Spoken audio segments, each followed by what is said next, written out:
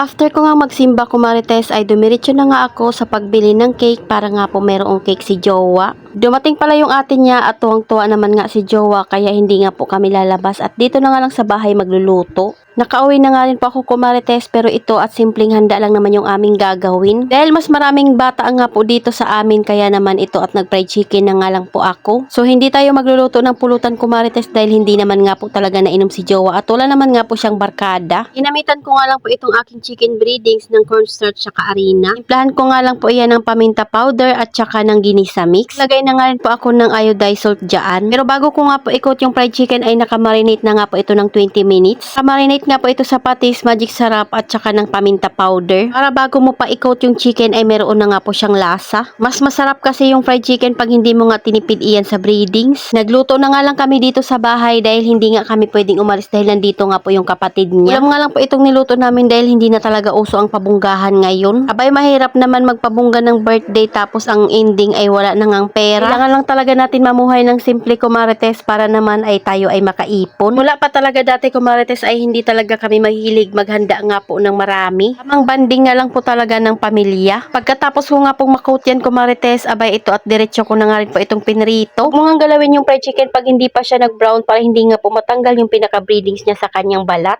Ayan, tingnan nyo naman at ang ganda nga po ng pagkaluto nito. O diba birthday nga ni Jowa pero mas madami pa nga po talagang bata. Andito nga rin po yung mama ko at yung kapatid niya. Andyan nga rin po yung tita ko at siya nga po yung taga-video. So ayan lang naman yung simpleng handa niya kumarites. Ayan nga po ay Shanghai nga po na isda. Kapatid niya nga po ang gumawa niya at ako nga lang ang nagprito. At dahil tapos na nga ang birthday ni Jowa kaya ako naman nga po ang magbe-birthday ngayong September. O diba padagdag ng padagdag yung ating edad pati na nga rin po yung taba. Char. May tahong din pala dyan kumarites na niluto nga po iyan sa butter. At ito nga rin po yung pa-cake ni Jowa. Siya nga po ay 32 years old na. O diba napakasimple lang kumarites ng handa niya. Yung video na ito kumarites ay kadugtong pa ito kahapon kaso hindi ko na nga sinama dahil masyado na nga mahaba yung video ko. Inayos ko nga lang po itong lagayan ng downy at nakaputol-putol na nga po ito. Lunis na nga ngayon kumarites, abay talaga namang nangihina yung katawan namin at gusto nga namin munang magpahinga. Hindi na nga rin muna pumasok si Jowa para makapagpahinga siya. Hinayaan ko na nga lang muna siya mag-absent dahil deserve niya nga rin po yun kumarites. Sobrang laki nga po ng binaba ng aking hulugan sa card at 1,440